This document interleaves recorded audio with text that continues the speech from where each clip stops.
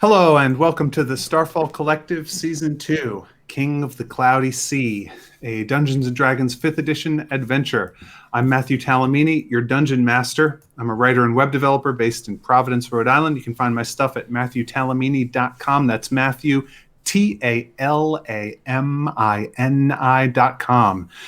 With me are some of my old college buddies. Sir Robert Burbridge, say hi so people know who you are and tell them where they can find your stuff. Hi, I'm Sir Robert Burbridge. You can find my stuff at my house, but don't. And you can find a picture of the goose at thefarce.net. David Farrell, say hi so people know who you are. Tell them where they can find your stuff. Hi, I'm David. You can find my stuff at Matt's house. Dwight Canal, say hello so that people know who you are. And if you want to pitch something, this is the time. My name is Dwight Canal, and I would like to pitch to you to buy. I don't know. I got nothing. I was thinking of trying to sell something, but I don't have Yeah, anything. this is the space for that. I'm giving you some space for that. You should buy. I have some cardboard boxes I can sell you. If you call me on a landline telephone, I will deliver you by hand cardboard boxes more than you can handle. This is the internet, Dwight. To get They them take to you. that. They take that seriously. Well, Josh I'm waiting for the calls. Josh Sewage, say hi so people know who you are and tell them where they can find your stuff. Hi, my name is Josh Suich, S-U-I-C-H. You can find me at jsuich pretty much anywhere on the internet. And you can find my stuff at my house and Matt's house, probably not Dwight's house because he's probably thrown away anything that he had of mine. It's true. Whoa. So we're starting a new season today of this adventure. The way we're doing this is we are trading off DMs every season. So we're, power does not accumulate too much in any one person's hands. So Josh just finished up season 1. We were all very happy with that. And I've got season 2, and Sir Robert will be taking us in hand for season 3.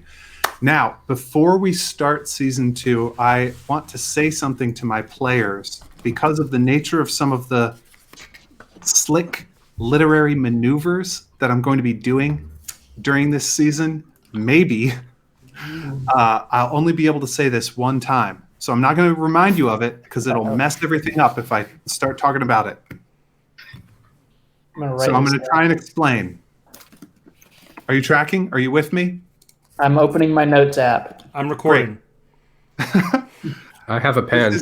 This is going to be on YouTube afterwards. I have some paper. You can write it on my paper. So you know how there's a way that a storyteller or a dungeon master sort of communicates what they're expecting from you. Verbally. And the players kind of like play along. Now, I mean implicitly or non-verbally. So everything's kind of convenient. Things run smoothly. Everybody sort of knows what to expect, right? What I want to tell you is your characters are constrained only by the rules of the game. Any implicit expectations you may feel, don't consider yourself constrained by those. Another way to say the same thing is that this is a story that's going to be taking place on multiple levels. One level is your characters' like individual quests, what I've been calling side quests, the things that they want, the things that your characters are working towards. Another level is the voyage of the group itself and that plot arc on the ship. But for this story, there's another level that you might not expect, and I want to make you aware of it, which is that you and I, Matt, Josh, Dwight, Sir Robert, Dave, not the characters, but ourselves, have our own part to play in the story. And the different levels of the story do not need to contradict each other. Think about what each level of the story is saying and how it's working. And don't think that you have to follow the rules of one level on another level. Sorry if that's... this is a really great way to start a Dungeons & Dragons adventure. Today's introductory lecture has been brought to you by Sprite. So, with that out of the way, Refreshing. I would like to Keep your plot arcs and your thirst crisp and slate. Yes. I would like to. Man, my computer's doing something weird right now. I'm sorry, guys. Hold on. It's all good.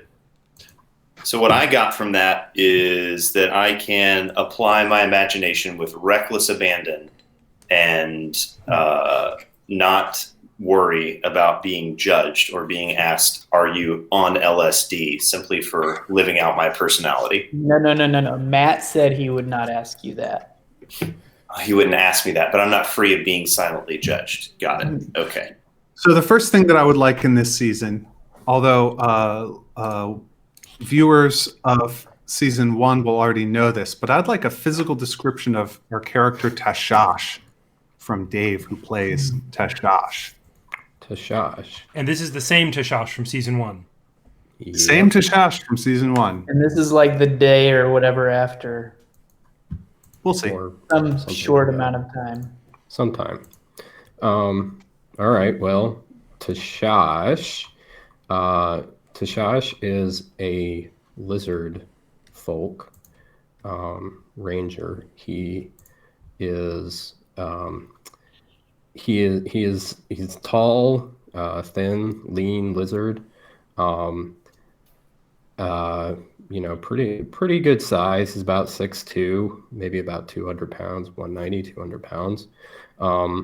Which is actually, so he's a good size. He's pretty good sized individual. He's actually a little on the small side for a lizard, for a bull lizard, but he's he has dark green scales, and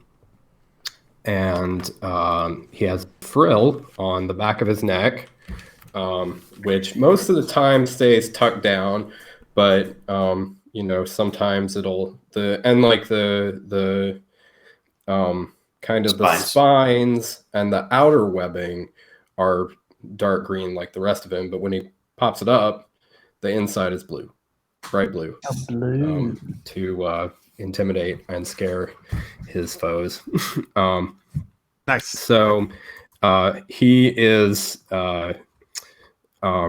in conformity to the social mores of the various races and cultures beyond lizard territories. He deigns to wear clothing in the form of a loincloth.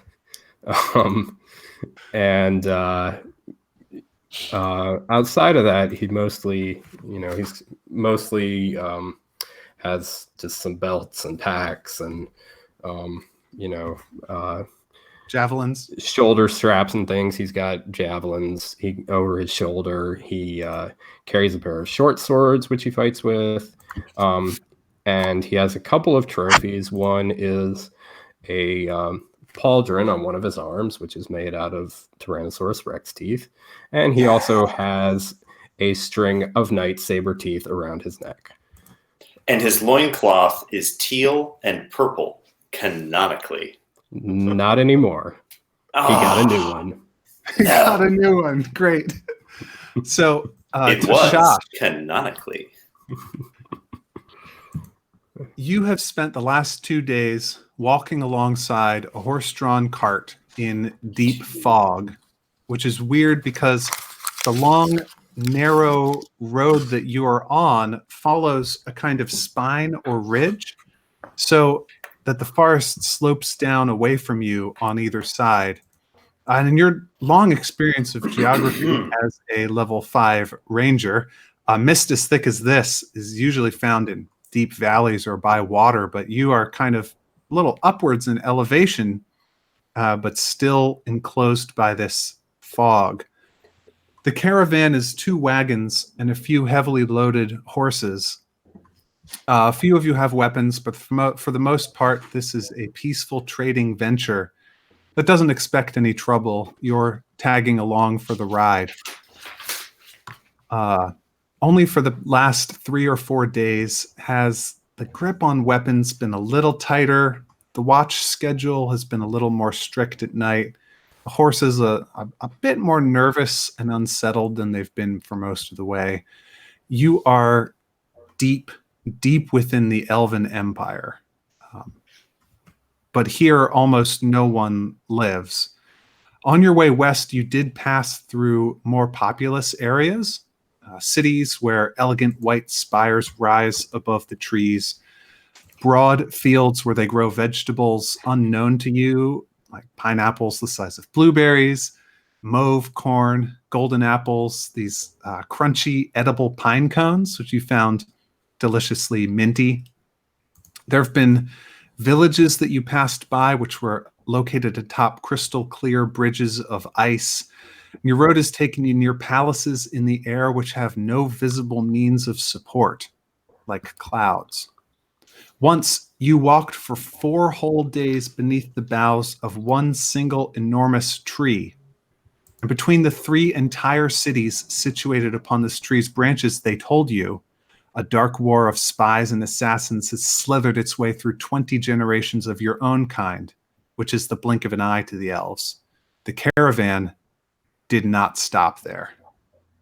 Only one of the elves in this caravan has spoken more than a few words to you, and he will not shut up.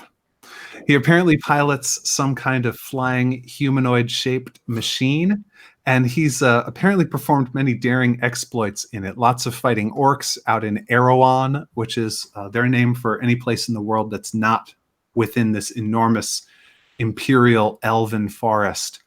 He spent some time fighting dark elves as well, apparently.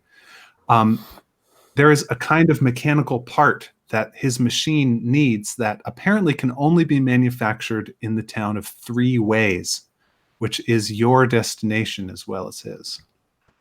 Each time the caravan has stopped along the way, you've been inspected suspiciously by some kind of high elf mayor or chieftain, duke. You don't understand their political system very well, but you produce your passport, which is a parchment document with a complex seal that you keep in a wooden box, probably in some kind of pouch or something. And although they might mutter something rude about arrow, which is the word for the non-elven races, they do let you pass. But finally, you come to a very steep hill and start climbing a series of switchbacks as you head west. You rise above the trees, and then above the mist as well, and then past one last switchback and climbing over this stone lip, you see before you the town of 3 Ways, which is your destination. And for the first time in what seems like years, you hear the sound of waves on the beach. You smell the ocean off somewhere to your right. When was the last time that Tashash saw the ocean, if he ever has? Well, probably not this Western Ocean. He Certainly not the Western Ocean. He would have he lived in the swamps to the south, which are along the southern coast, in the south of the Central Mountain Range. So he would have seen been the ocean at some point. Although I think he's in more recent years he served before being sent. Before being sent out to the north. He served mostly along the marches. So I don't think he was. It's been a little while since he went to the coast. So he'd be familiar with maybe some more warmer, marshy, jungly type of ocean climate. This is a harsher, colder, cleaner smell to the ocean than he's used to. It's further north. It's colder, brinier maybe. Welcome to Body Brew. I don't understand, Josh. Welcome to Body Brew. So your buddy, the pilot, bids you farewell, and he goes off at a fast walk. The road has taken you past a largest temple of Palor on your right. So I'm locating you in geography here. You've just passed a largest temple of Palor on your right. who's one of the official elven gods. This is a distinctly middle-class god, sort of values good workmanship and relaxing in front of the fire after a long day. There's clanking and hammering coming from that building. Probably there always is. To your left is an area that can only be described as slums, but elven slums look a lot more like a hippie commune or like a rock music festival. Think Burning Man, Bonnaroo. It's trendy, but not like wealthy. The road leads forward to the west, and up ahead of you to the right, to the north of the road, series of large stables and a place where carts are being repaired. To the left, as the road goes on, the houses grow steadily less hovel-like and more sort of livable. At the far end of your gaze, you see what look like the lights of a tavern. Here you are, Tashash. You have reached the town of Three Ways. Right. So I'm trying to. You are to meet up with an elf by the name of Malmer Mayala. Right. And somewhere in this town. Do I know where I'm supposed to meet up with this elf? There is a traditional place to meet people who you haven't met before. Ah, right. The Temple of Palor. No. No, you idiot, the bank.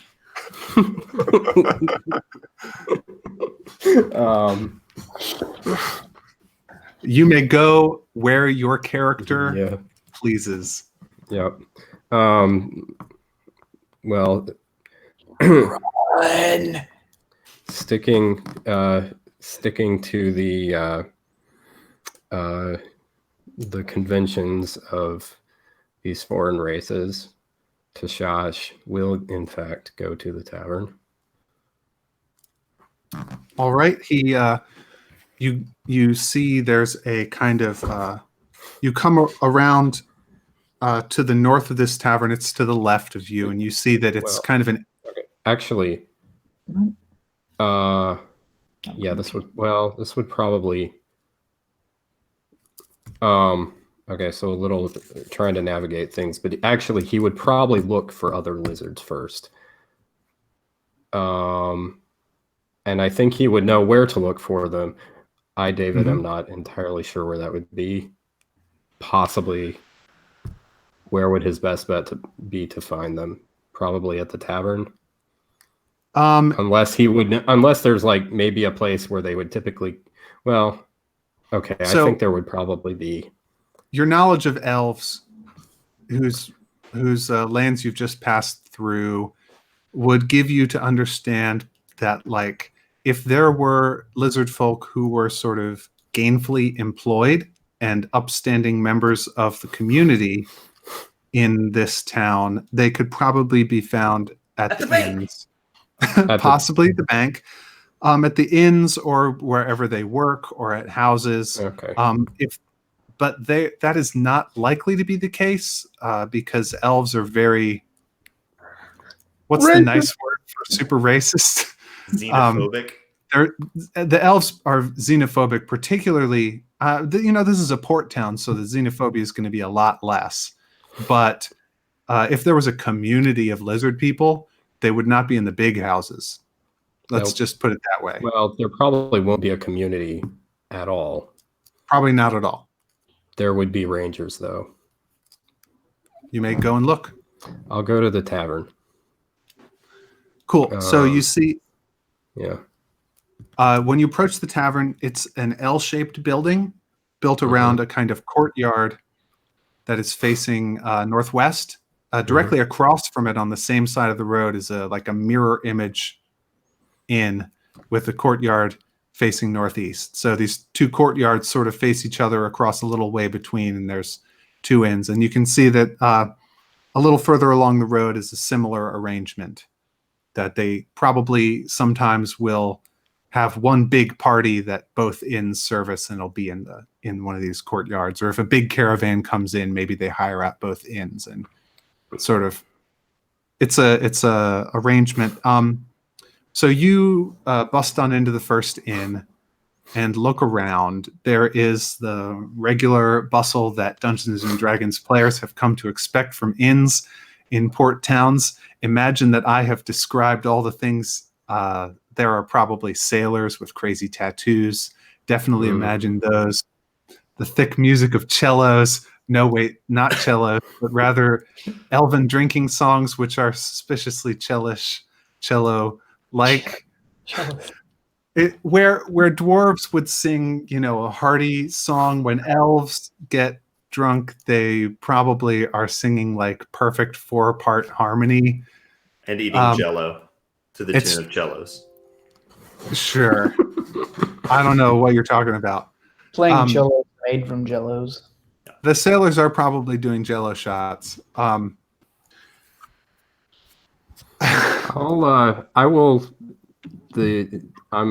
gonna find. I imagine. I'm looking for the person who probably knows the most about this area. Well, there is an innkeeper. Yep, that sounds good. I'll go talk to him. On your way over, you don't see a dragonborn, but you do see. I'm sorry, you don't see a lizard folk, but you do see a copper dragonborn. I don't suspect that lizard folk and dragonborn are super friendly. They probably each consider themselves inferior, superior versions of the other. Lizard folk probably don't consider themselves superior to dragonborn. Well, you can do as you wish, but there is a male dragonborn who's standing at the bar drinking. Behind the bar, there is a Quick completely question. Yeah. I thought Dragonborn were extinct. I did too, but we did meet one last time. Yeah, I was surprised. Oh, we that met was like a crazy one crazy out one. of another Made of dimension. bones. What races are there? Let me edit this. The extinct races, if I remember correctly, are dwarves, dragonborn, satyr, and merfolk. What races beyond humans and elves are available? Wait, are merfolk? Sorry, say it again. There's tiefling. Tieflings. We have tieflings? Yeah, Yeah. why not? We not canonically, but we also have all of the arrow. So human, not dwarf, human, gnome, halfling, tiefling. What are the other races? Orc, half-orc, gnome. Titan. So we have That's Starfall true. There's- for all of those. There's Goliaths, Aarakocra, Ganassi, Goliaths, Azamar, Fearblock. Okay. All those have to have starfalls, right? We can make it up. Yeah. Anyway, the important point is, I just wanted to say, I think canonically we had said that Sweet. they were extinct, except for the one that came from Abraxalor's domain. Right. That was a glitch too. That was definitely a long extinct species. So let us edit that, rewind. It is not a dragonborn that you see. Okay. It is a tiefling. This is a dude with horns. Tashash ignores it. He goes to the innkeeper. Sweet. Person, elf, apron. Right. This person does know where to find Malmer. He did. I haven't asked him about Malmer. Okay. Hello. What can I get you? I am looking for my kin. That means arrow. What? Non-elves like this fella over here with the horns. No. Hey, like me. Oh, like Lizards. scaly. Haven't seen any. Yes. You are not any in town right now, I think. Indeed. I am looking for an elf named Malmer. Have you seen him? Do you know where I can find him? Malmer? Malmer Mayala? Yes, that one. Ah, him. He's funny. Somebody would be looking for him. He's the one been looking for everybody else recently. Is Yeah, this a- he's. I do not get the joke.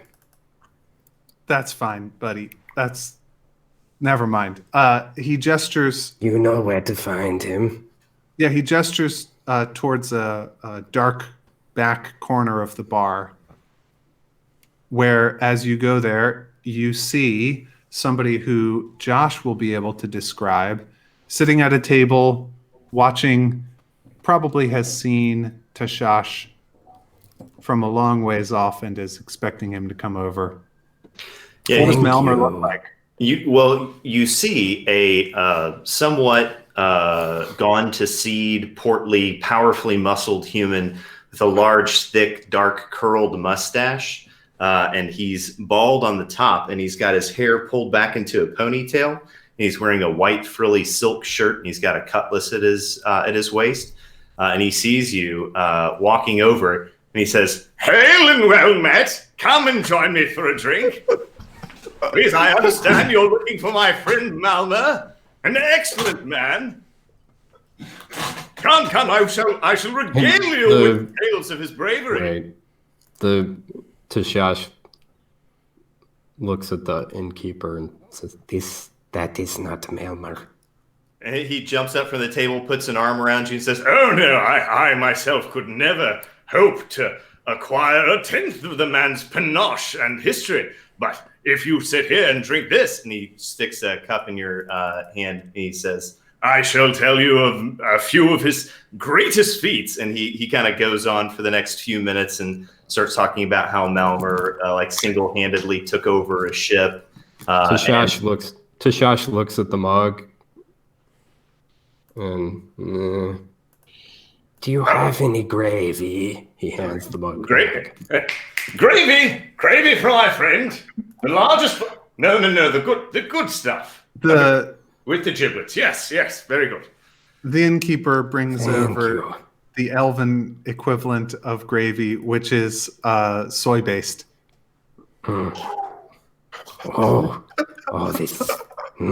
this is good. Tashash buries his muzzle all the way in.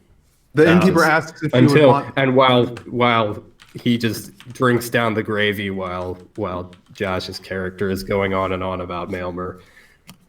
Once he's finished and just totally ignores what Josh is saying. While utterly gulping on gravy. Gulping gravy the whole time. Ignores what he's saying. Once Tashash finishes with the gravy, he pulls his snout out of the thing, and he's gone. The guy's gone. As soon as you start drinking it, the guy says, "Pardon me, all these tales have excited my body, and I must relieve myself." And he disappears in the back room. And coming out from the back room a couple of minutes later, you see an extremely, extremely handsome elf who has his hair pulled back in a ponytail. He's wearing a vest. He's covered in a lot of tattoos. He's wearing baggy pants. You see he's got these kind of bizarre, exotic shoes that have a lot of tree rubber on the bottom of them and stuff. And he walks over and sits down next to you and says, "Hello, friend. Please forgive my pal. He's a little overexcited. I could hear his voice from the back. I'm Malmer. I understand you're looking for him." Melmer. Yes, it is nice to meet you. Likewise. Tashash looks down at his cleaned out bowl. And then he summons the innkeeper over and points to the bowl and says, "Another one, please, and one for my friend." Josh, what? I'll stick with the meat. If 2 for me, please. I would like, Josh, we need to do a deception check, but I think you get advantage. Roll that contested with Dave's perception. Sure. Perception. Okay.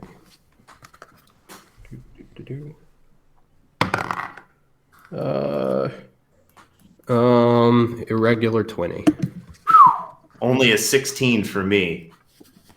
Tashash, you are able to see through the ruse. Actually, that this is one person. The buddy was the same person in some kind of illusion. You can tell by the voice. It's the same guy. He had been doing a fake voice earlier, but same vocal cords. His sleeves also. So is he an elf? Is this an elf? Yeah, the Yeah. guy sitting in front of you is. Okay, so this is not an illusion. You think that the overblown bragging one that you had seen earlier was a disguise. Okay. Go on. So Malmer, let me see here. Yeah, does a 20-something get me a perception check to tell that he's seen through my ruse? You shouldn't roll perception for that, but insight. Insight, okay. That's a 17 then. Yeah. Okay. You know that he knows that you know Okay. that he knows that you know that he knows that you know. Okay. Malmer kind of grins and winks at you and says, "Forgive the ruse. It's an old habit. Sometimes it's easier to hype yourself as someone else. But I understand you're looking for me. Did you see my Sometimes flyer?" it's easier to hide yourself in a bush or a large body of water. Yeah, I don't usually have too many bushes or large bodies of water with me all the time, so I usually do the other thing, but bushes are You nice. should try it more often. It might be more effective. Hiding in bushes, yeah, okay. So did you find my flyer? Are you sure you do not want one? He offers you one of the gravy tureens. Well, it'd be rude to say no, right? So he reaches out yeah. and takes a deep I gulp. do not know. He kind of shakes his head. It's like, okay, puts it back down, pushes it away. So you're looking for me. I understand you know my name. You're checking things out. You're looking to join up with me, right? You saw the flyer, right? Did I see Did the he flyer? send you? No. Remind me what I know of this. or what I was saying. Malmer is in the pay of the lizard folk. He is meant to guide you on your quest. He knows the way to go. Do I have an? I would. You have a letter from the lizard folk telling you his Yes. name and what your mission is So- and where you can find him. You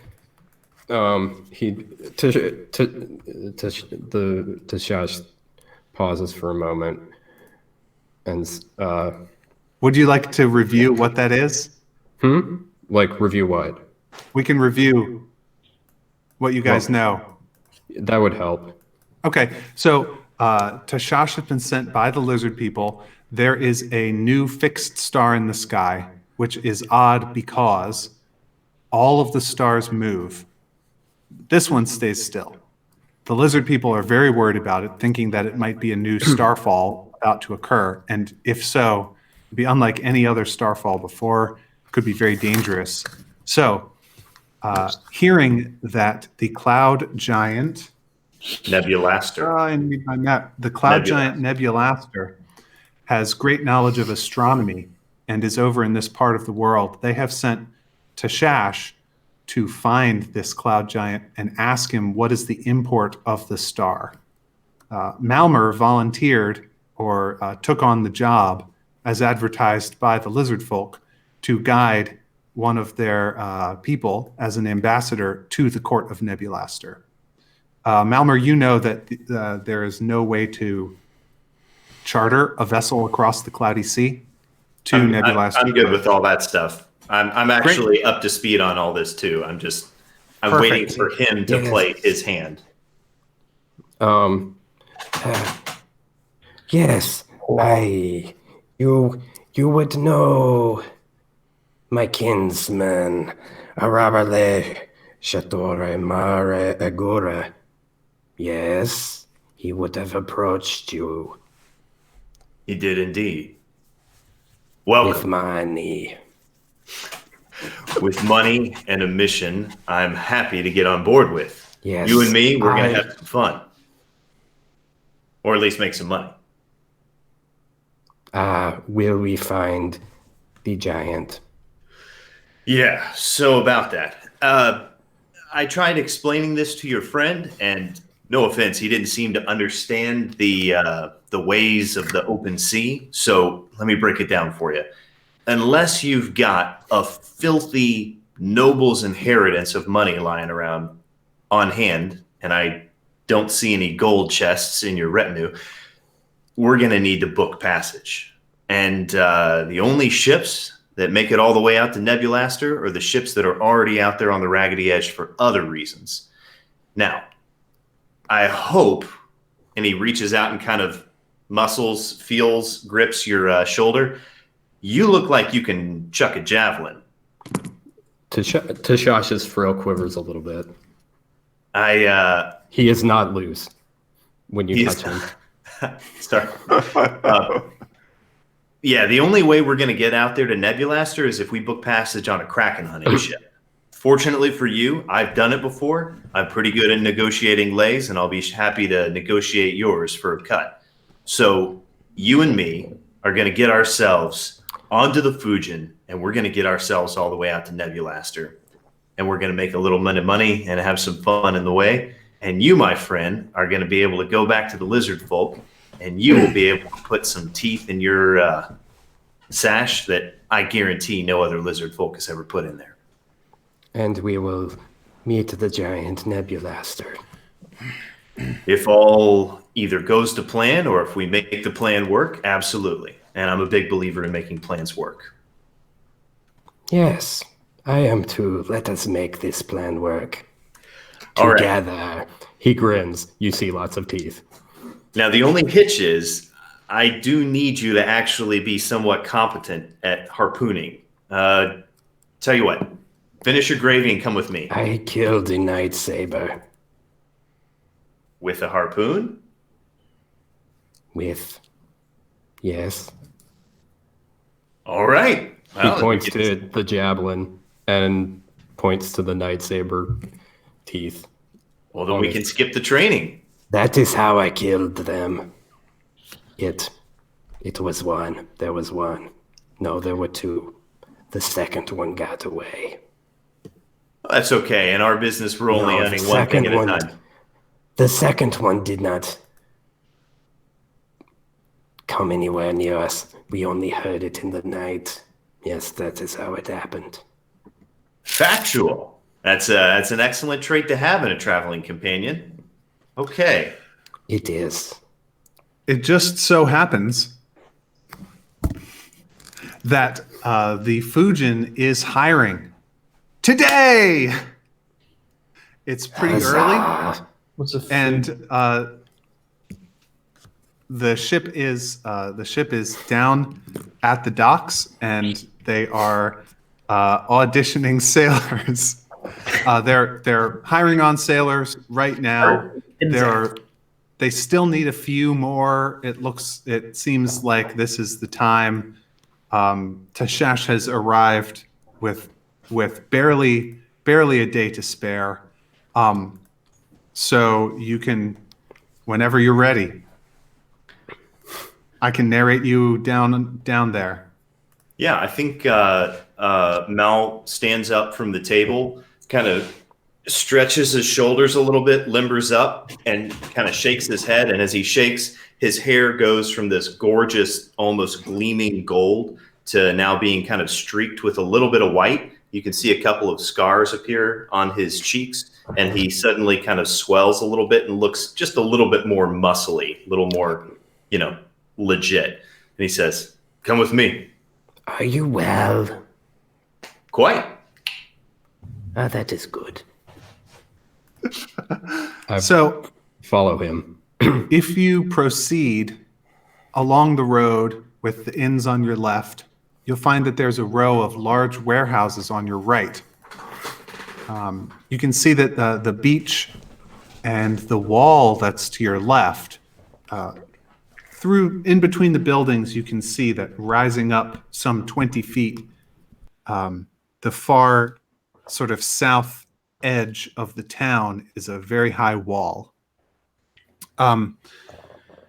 As you go, the wall and the beach draw closer and closer to each other. This is this triangular town where it narrows to a point.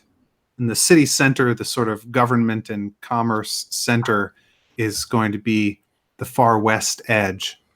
But before you get there, you pass the inns, finish up on your left, and you start to pass some wealthy people's houses.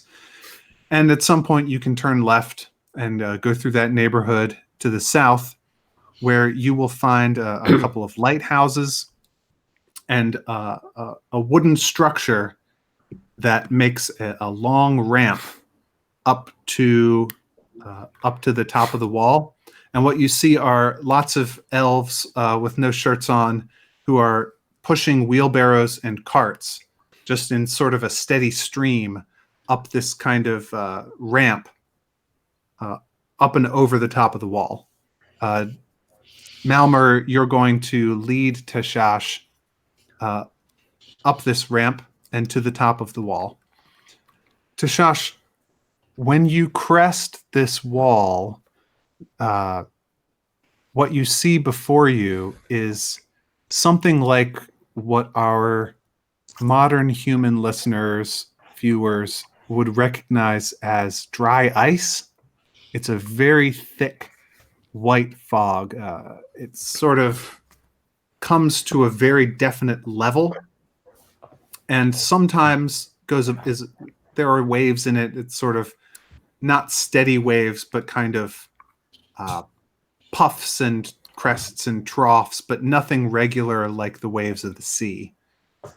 Sometimes it spills a tendril down over the wall, and sometimes some of it will come up over the top of the dock that goes out before you to the south. When it troughs, when there's a sort of gap in the mist, you can see something green down below. But usually the mist at this time of day covers up whatever it is that's below the mist, so that you only see this cloud. The dock is built to come up to just a few feet above the cloud, and tied to the dock there are a number of smaller boats with big mechanical fans on their backs, and one much larger vessel. It's a lot shallower, a lot shorter and wider and more raft-like than most ocean-going vessels would be. And the rigging is quite different, but you can see that you can recognize this as a ship getting ready for a long voyage. This is the destination of all those wheelbarrows and the supplies that various people are carrying up to it. And you see near the ship, there are two very business-like looking elves. One of them is a sort of skinnier, hard-faced, tall elven woman with iron gray hair. So the last thing we got was iron gray hair. You cut Her out. iron gray hair is pulled back in an austere bun. And she is sort of directing traffic more and scolding some of the sailors that are already on board, and getting the stevedores to carry stuff faster. Standing by her is a pudgy, bearded elf man who's much more richly dressed and looks sort of happier than her. There is a line of potential sailors that goes up to them, and they are interviewing sailors even now on the dock. I would suggest that the normal practice, if you wish to be hired on as a sailor, aboard the Fujin is to get into that line. Yep. Malmer heads over to the line and squares up, drops his bags a little bit behind him, and assumes a confident, not overly strict, but confident, firm posture. Tashash gets in line beside him. He stands naturally erect and stares blankly ahead.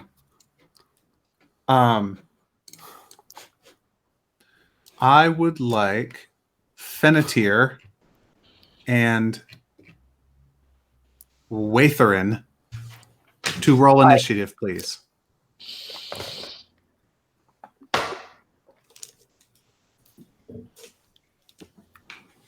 $20, but not natural.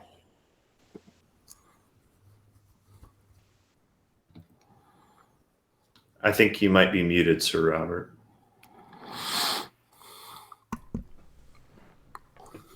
There we go. I had to check. Thank you. I had to check my. There we go. Not natural 20. You tied? I got Tied. a 17 plus 3. So, I got a 19. which of you has the higher dexterity modifier? My dexterity modifier is 1. Mine's 3. So, Watherin, you enter the dock just barely ahead of another character, and you go to get in line behind our other two characters. What does Watherin look like? And am I pronouncing that right? Little softer th. So I've been saying Watherin. Watherin. Gotcha. All right. Voiced. Yeah, voiced. Watherin is a Eladrin elf, right? So in this world, there's probably not, in the Starfall, there's not known to be any pure Eladrin elf anymore, but this is the purest you get. They're look just like the other elves, typically, thin, sort of lithe. The Eladrin elves are thinner. The elves consider them to look lanky and not as graceful. They're about the same height, but a little. They would even be called scrawny. Their strength is, it's typical, about the same. They just have this little kind of slightly unnatural look about the way they're built. For coloring, similar to some high elves, they're very silvery, but the Eladrin elves have almost, sometimes in the sunlight or when you see them just right, almost a kind of amethysty purple color in the hair, and it just makes them look, in general, with the kind of lankiness and the slight odd coloring, and no facial hair whatsoever, no hair anywhere hardly except for the tops of their heads. They just look odd to elves. So he's got a very stern look on his face. He appears to be a young elf of probably just matured into adulthood, 100, 120, and has a really focused and determined look on his face.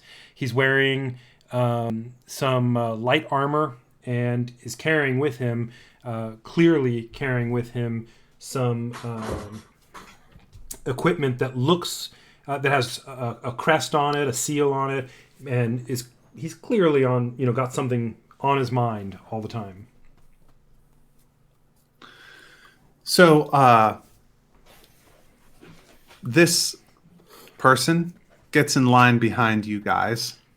Any reaction? Malmer, you'll recognize this as a priest of Oberon, although one that's wearing some strange sigils of an order that you don't recognize.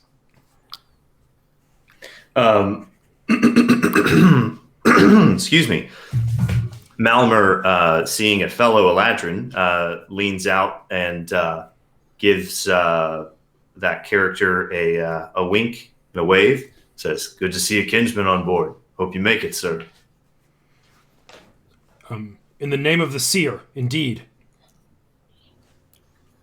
Got a serious one. Up behind you comes another character of Josh looks at ours. Wather and blinks, then turns back to the front. Tashash keeps looking. I mean, sorry, Watherin keeps looking and does not blink. Mal mouths. Fennetir, you see all this What going was on. that? That's what I Did want to not hear you.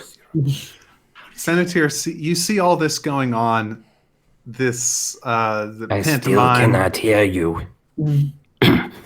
You should speak more loudly. I was saying, I'm amazed that you can hear anything without ears. How do you hear? Sorcery. That's fair. He is a talking lizard man. What does the cleric who gets in line behind the paladin look like, Dwight? Well, Finnetir is a very laid-back elf who looks it, and he has pointy elf ears, and he's got a crossbow, Nice. which is not particularly good at using. In fact, you'll soon find that Finnetir is not particularly good at anything. Not terrible at anything, but in this world, when you're talking about heroes, yeah. Watherin, you definitely recognize this wastrel's garb. This is a cleric of a being. Sorry. This is a cleric of a being who you're not sure really merits godhood. Called Pan, who you would consider sort of the ultimate slacker, and likewise you would consider those who take religious orders under Pan to be unworthy fellows. I don't know if you're going to say anything, but Malmer, you don't recognize necessarily. You don't know as much about this thing, but you have seen this guy around. He does spend some time at the bars as well. So sorry, real quickly, we're here to work on to try to get passage on this ship and work as hands on the ship. Yeah, your objectives, your various side quests, take you all beyond land. I mean, passage on the ship comes with labor on the ship, right? Yeah, the word passage is not one that I've used. Okay. Yeah, there is not a passenger berth on this ship. Passage is traditionally understood is not available on the Fujin, although they are hiring sailors. Yeah, Watherin does turn and when he sees the guy behind him and says, he looks him up and down a little bit and says, I think you may have made a mistake, sir. This is the line for work on this vessel. Hey, man, that's just like your opinion. This is the line for work on this vessel. Well, we'll see where it takes us. Then we shall see. Oh, this is gonna be a good voyage. I Aren't you gonna say something back to him? am encouraged to hear that. It will be good. Malmer looks at Tashash and then looks at Waithrin and says, I think you two are going to get along really well. You guys both seem like very factual guys. Hello. Tashash says to Watherin. And Watherin nods. By this time, the the last of the sailors has finished speaking with the pudgy bearded elf at the front of the line, and he, or she, as the case may be, goes off to do whatever. And Dave and Josh, which of you approaches first, or do you approach together? As soon as I see him stepping up a little bit, I place my hand on his chest and I say, "Friend, if you will allow me, I have experience with these matters and can negotiate well for both of us. There will be a time for you to speak for yourself, but if you will allow me, I am happy to negotiate for both of our sakes." Negotiate, I see. Are you two hoping to get a job as sailors on this vessel? Says the pudgy man. Tashash speaks up. I have heard that your vessel is sailing to the outer edges of the sea. Yes. What was the name of the island and the giant again? Nebulaster's Perch. Nebulaster. Will you be sailing in the area of Nebulaster's Perch? The pudgy elf sort of gives you a look like, how does this lizard know about that? And says, "Oh, we do sometimes. Our vessels sometimes." I need to get to Nebulaster's Perch. What he's saying is he needs to get to the action, and we know the action is out there. That's right, buddy. He's a lizard folk. He's from out of town. He's pretty focused on this Nebulaster's Perch thing. I told him about all the best Krakens out there. The best Krakens. I tell you what, I saw a 200-footer right off the coast of Nebulaster's Perch. In fact, I'll bet you dollars to anything. Gold to dirt. He's still got my harpoon in the back of him. And I pull out a crossbow and I fire it up in the air at a 45-degree angle. I say, "There he was." And I blast it out of the air at about 300 feet away. You have everyone's attention. Say, "There he was. There I was out on the front of the keel. And I threw the drag Whoa. into him." Are you telling me that you shot an arrow and then you cast a cantrip spell to destroy the arrow? Yes, at 300 feet away. Okay. I'm going to make you roll for that. Okay, that make is a ranged attack roll. That is a 22. The arrow burns up in the air spectacularly, and the pudgy elf sort of elbows the taller elf with the gray hair and says to her, "Hey, did you see that? This guy can shoot." Like I said, there I was out on the bow, and I hurled my harpoon into him. Unfortunately, he took out all the rest of my crew, so it was just me, and I had to sail the ship back all by myself. Complete Deception check. If it's a lie, deception check. Yes, this is an excellent time to roll a 20.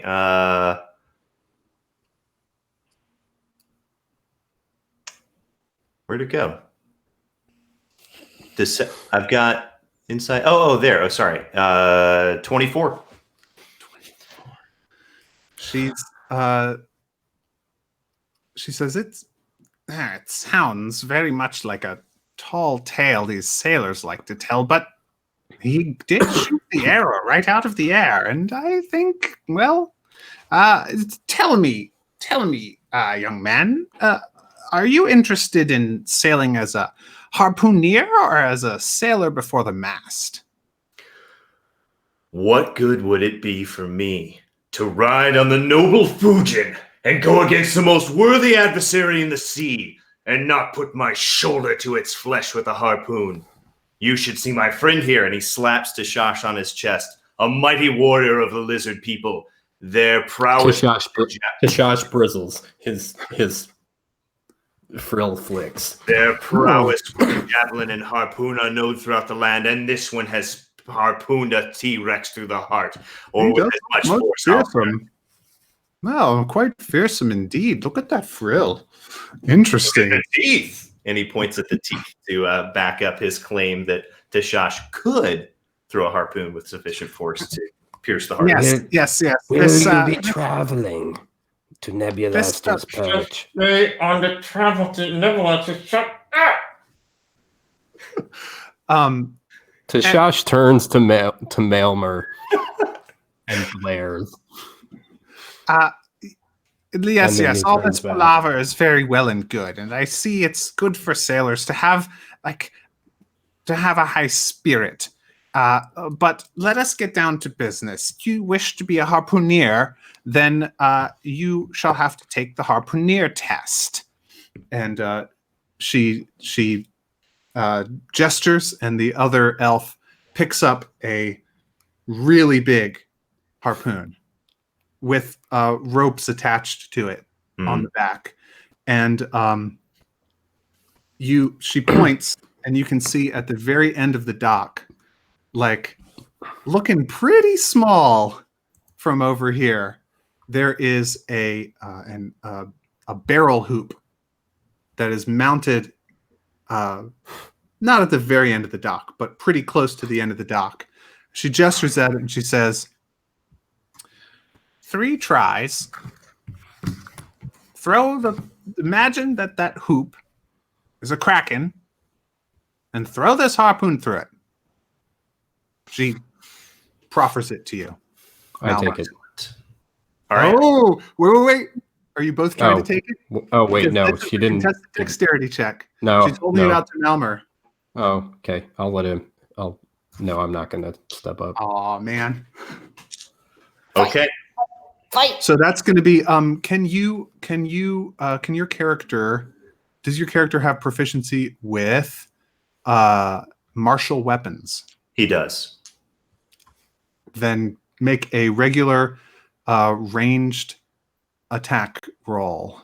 Okay.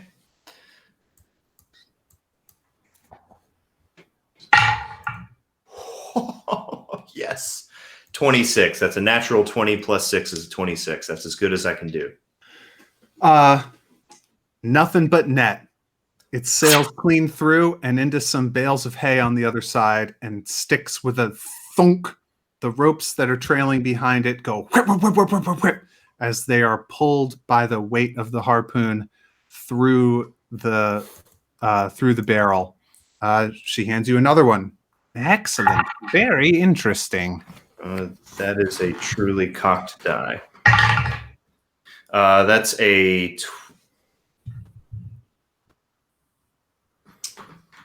that one's a 6, so a 12.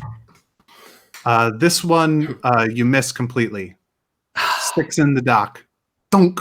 Last Malmer, try. That was a very pathetic attempt. you used up a lot of my mojo on the first one. Remember, harpooning is all about getting it right the first time. And a 21. That one goes through as well. Whoosh. She says, very interesting. That is certainly good enough to make it as a harpooner on the Fujin. Unfortunately, she turns to Tashash. We have but one harpooner's berth available. I'm afraid that you can also take the test, and if you do better than him, you'll get it. And if he does better than you, he'll get it. We already have 2 harpooneers signed up, and we only need 1 more. So there. Would you like me to take the test? Who are you Tashash talking asks. to? He asks the woman. Well, he said that you're a mighty warrior. If you're so mighty, I'd like yes. the very best possible to be throwing harpoons for the Fujin. It's a business venture after all. We do need to bring in krakens. We can't have slackers on the boat. So I would like the very best. So let's see how good you are. I desire passage. I will work. However, whatever task is required for it. Look, young man, I see that you are carrying javelins. You have some experience with throwing pointed weapons. Just you throw wish. the javelin. By this time, Okay. some sailors have Yes. brought back the 3 javelins that Malmer threw, and he offers it to you. Okay. I will. All right, first cast. So I think if I've got it right, my hit for so it's the hit, right? Yeah. So this is you said this is a martial weapon though, right? Yep. So a normal javelin is not a martial weapon. Yeah, but it's the same. It'll be the same is it? calculation. Well, because it's my short swords are martial weapons, and my hit for them is higher. Oh. I'm assuming that's why, but I don't know. Well, I have proficiency for both martial and simple weapons. Do it. Javelins are simple. Short swords are martial. Right. This is a martial weapon. I don't think that's going to be why you have a higher hit with that one. Okay, but, so just the normal. But go ahead and make it with the better of the two. Okay. Okay, so it's +5. All right. We'll roll. That is a 12 for the first one. Miss. All right. I'll take the second one. That's a natural 20. It goes through the barrel, but the edge of the harpoon. That natural 20. Oh, natural 20 plus 5. Oh yeah, okay. Nothing but net goes right through. Yeah, that was perfect. I rolled a 20 on the die, so total of 25. But yeah, right. That's and the pudgy elf is clapping his hands. Oh, 2 such excellent harpooneers! I can't believe it. All right, I'll take the third one. Yes. That's a 19.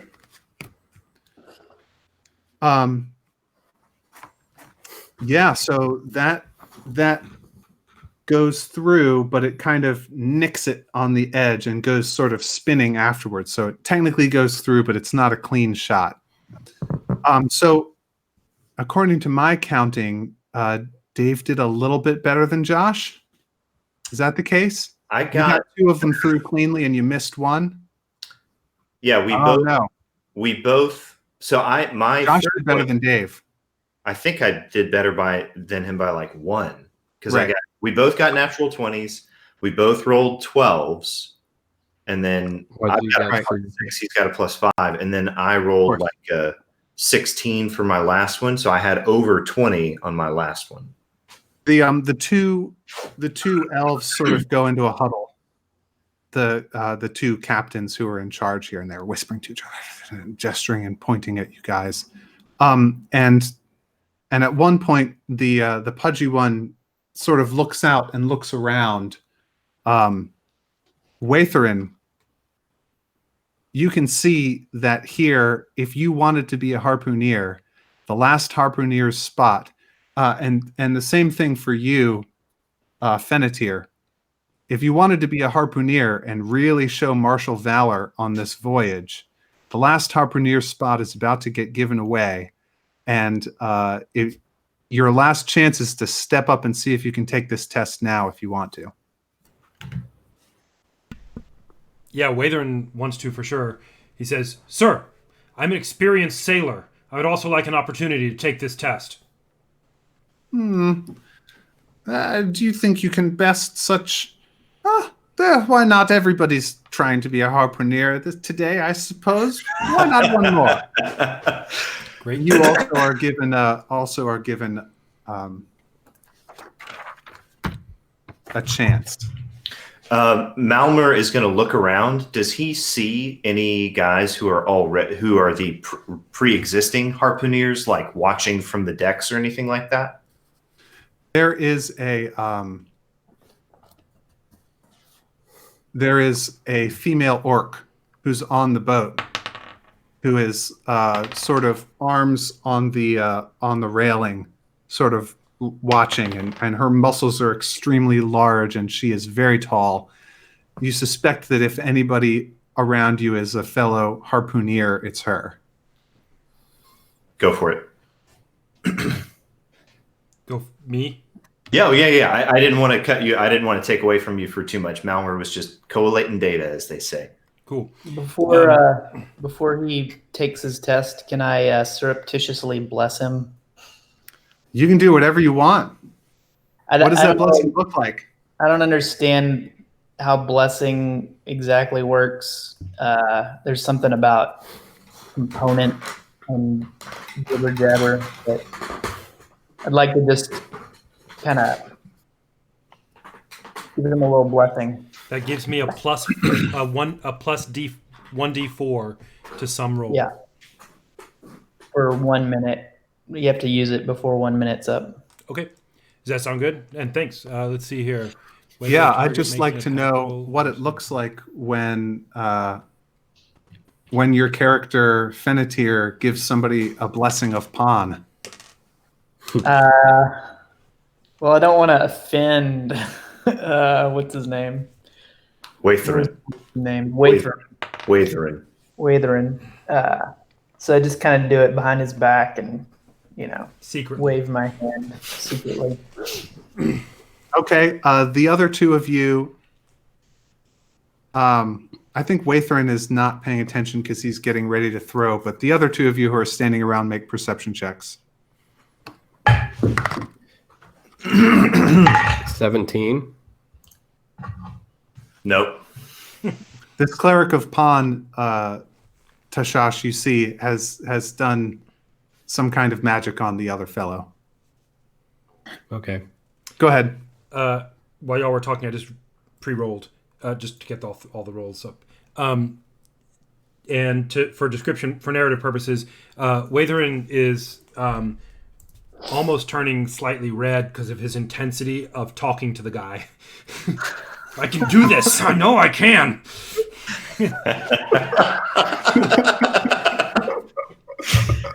And he runs up. Are you okay there, sir? And is that what you say? And he says, by fearing I am. And he grabs the first harpoon. That is good.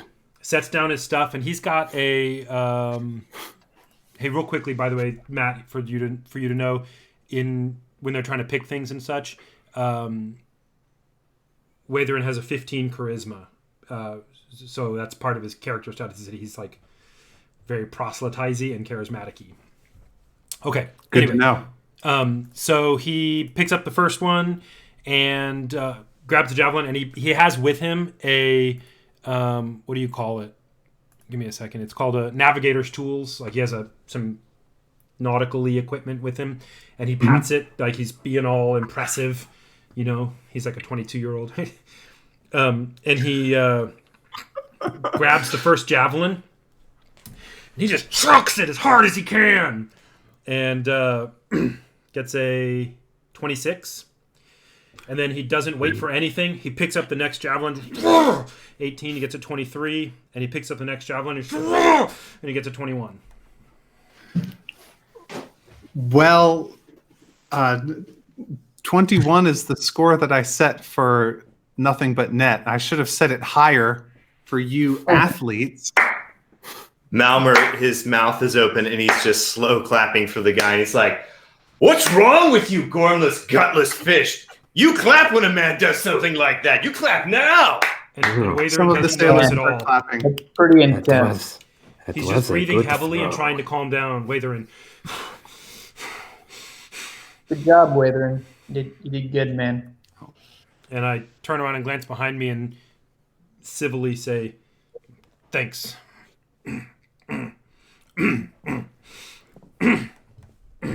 Malmer speaks up and says, "Now I'm sure that with that kind of display of incredible ability, no self-respecting harpoonist would rest on their laurels and just make it assumed that their previous experiences were going to get them in here. I say if somebody wants to be a harpoonist on this ship, they should show it now and follow that." And he's trying to make a persuasion check to try to get the officers of the ship, the hiring agents, to and he points up at the orc with their arms folded across the bow, and he's trying to provoke her, and he's like, no self-respecting harpoonist would stand by and just assume that everyone's just believing that they're that good. I mean, come on. How could you stand by and not defend your own honor? And he tries to, provoke the orc. What kind of checks would you like for me to make? If you would like, I will allow you to take the test that Barkis took when I hired her for this voyage, but we'll have to walk a little further.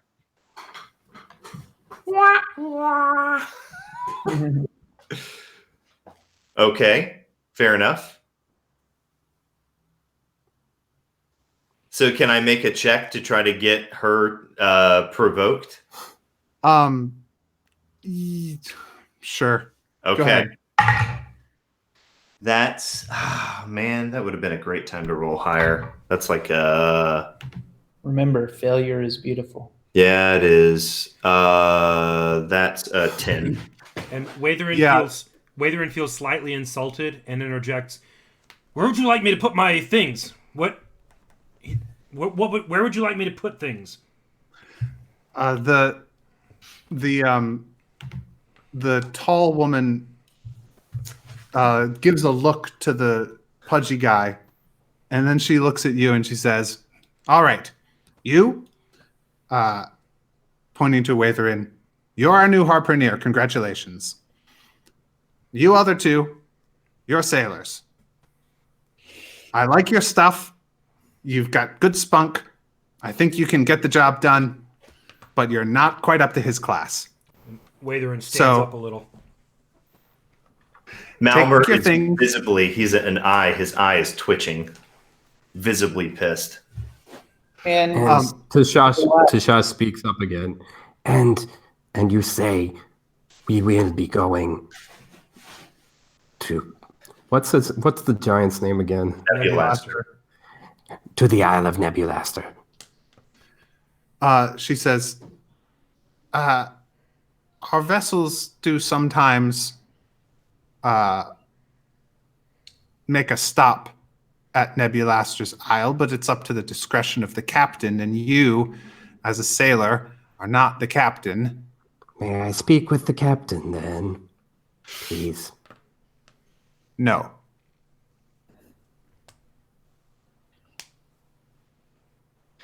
Now, if you wish to come on this voyage with us and make some money and see the cloudy sea, you should be here at dawn tomorrow morning. Next. Malmer tries to grab Tashash by the arm and drag him off before he does any more damage. Are you going to resist that, in Malmer's Tashash? eyes. What's that? Are you going to resist that, him grabbing and dragging you off? Tashash. Malmer leans in and says, "Trust me. Just trust me. Come on. Your people paid me good money. Follow my lead."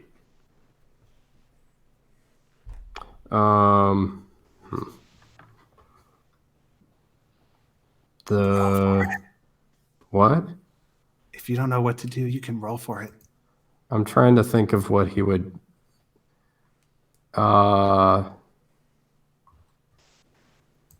What do I know about?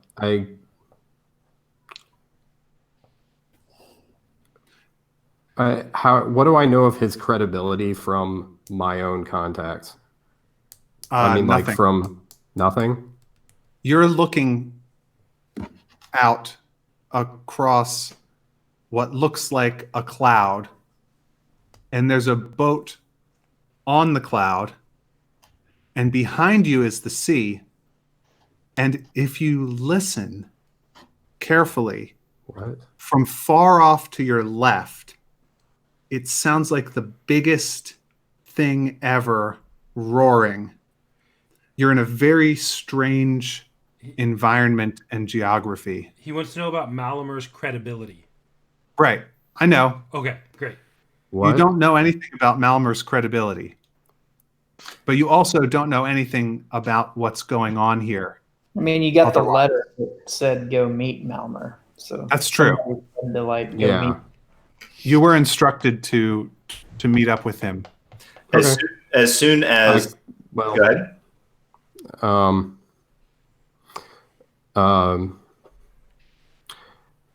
Tashash stiffens and his frill flicks a little bit, but he follows you.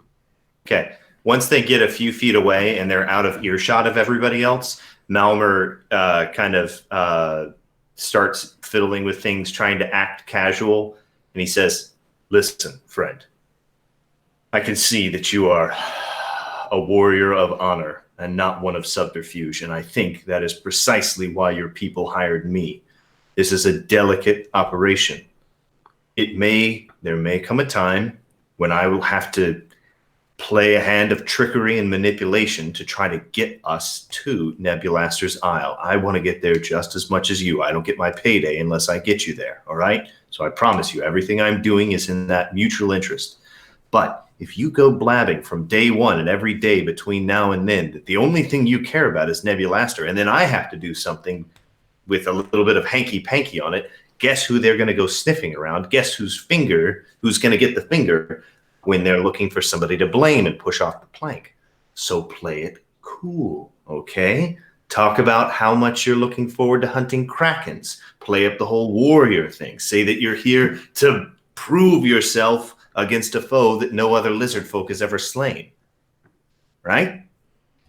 I will hunt krakens if it will get me to Nebulaster's Island. Oh my word, it's like trying to take a bone from a dog. Okay, listen. While this is going on, as they walk back to town, the pudgy man approaches you, Fennetir, and says, "Oh, hello. Have you come, you come to be the priest on our vessel? We do need one. We don't have one yet." Ooh. Well, I would like to spread the word of what's his name, the guy that I like to follow. He says canonically, verbatim. You look as though you are a cleric of Pan. Pond, In case you forgot. That's the one. That works. It plays. I'd like to see if there are any rats within 10 feet of me, like skittering around on the boat. Rats. And I roll a 7. To look around you for rats? You don't see any rats. Come on, it's a boat. There should be like piles of rats. It's like 11 a.m. You're on a dock. There are no visible rats. Everybody knows that rats are diurnal and they're out at dawn and dusk. Are there any pests of any sort? Pests of any sort. Sailors? Do you have any sort of supernatural? What? Do you have any sort of supernatural means of detecting pests? Otherwise, there are a couple seagulls. Within 10 feet? Yeah, I'll give you a seagull or two within 10 feet. Resting on the rail of the ship. I don't think I have. What sorts of things would be a supernatural way? Right. That's what I'm asking. I don't think you have a detect pest Detect good and spell. vermin. Okay. I point at one of the seagulls and I say, "You see that thing?" And then I spray it with poison. And do 8 damage. It's ash. It melts. When I showed up for my nurse's interview and I took out a machete and chopped off the fingers of some random nearby street urchin, that definitely helped me get the job. What?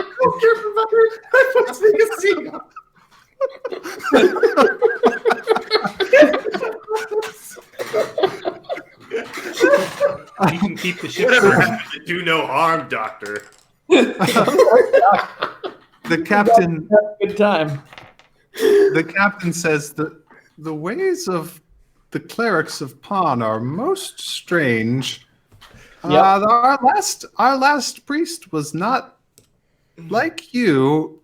but we do need somebody. I suppose that's certainly proof that you have some holy power.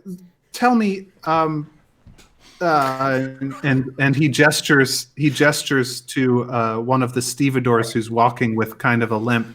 He says, "Tell me, do you have any sort of healing power? That's really what we need. Can you heal her leg?"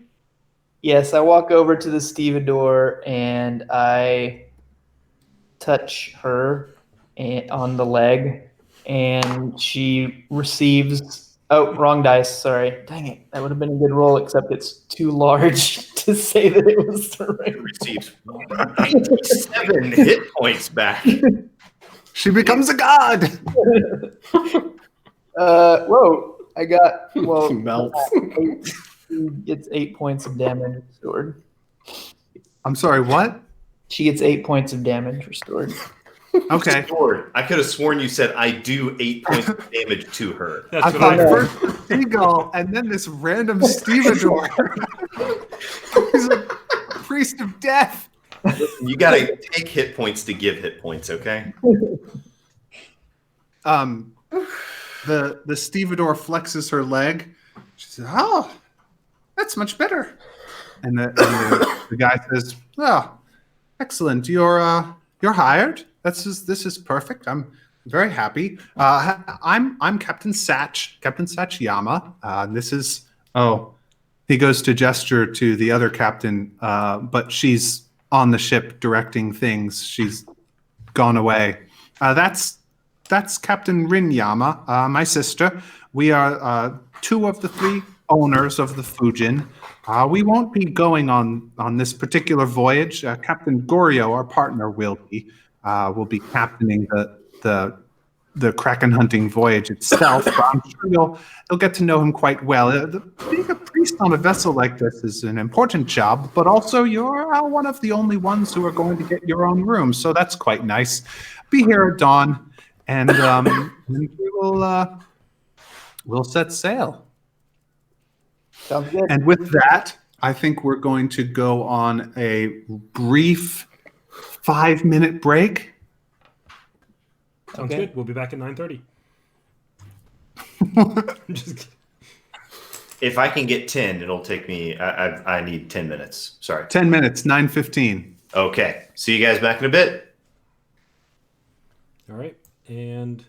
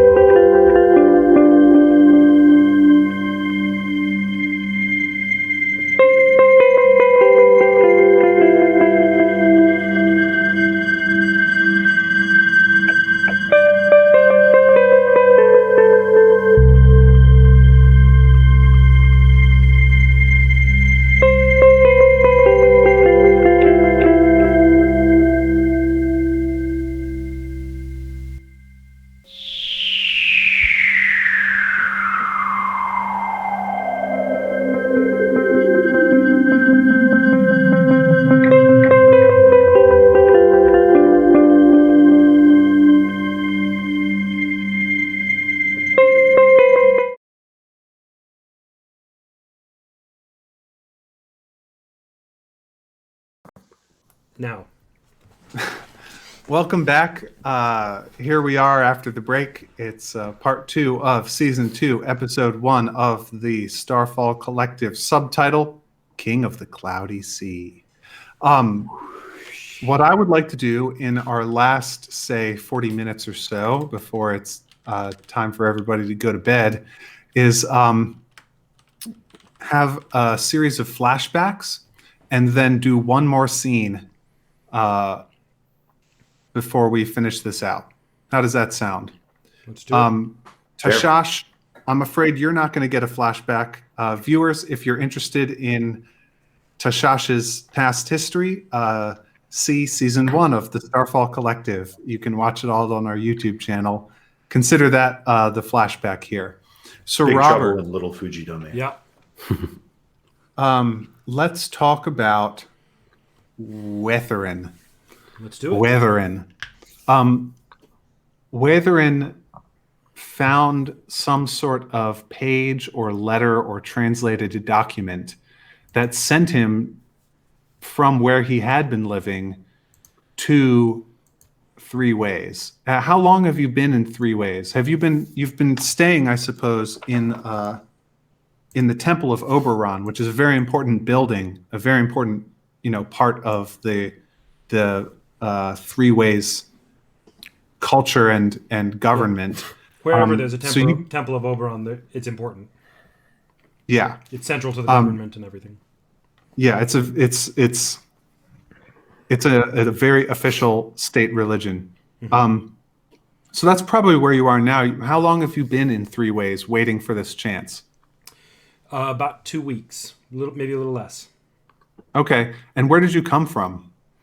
So prior to this, Weatherin was serving in the capital city, which from the paladin point of view is considered the citadel of elves, right? He is there. He himself is from far away, a really remote region that is not well thought of or respected. Sort of like some people would think of like Appalachian backwoods here, those kinds of folk. And he became an initiate in his order at the Citadel, and has been there for a number of years now, about maybe a half dozen years. Awesome. So you described for me a sort of wine cellar basement where they keep all the artifacts of this prophet who you follow, who you call the seer. And I want to zoom in on one particular occasion, which is sort of the inciting incident for your character, where you're combing through some ancient documents and you find something like a letter or a page from a diary. Mm-hmm.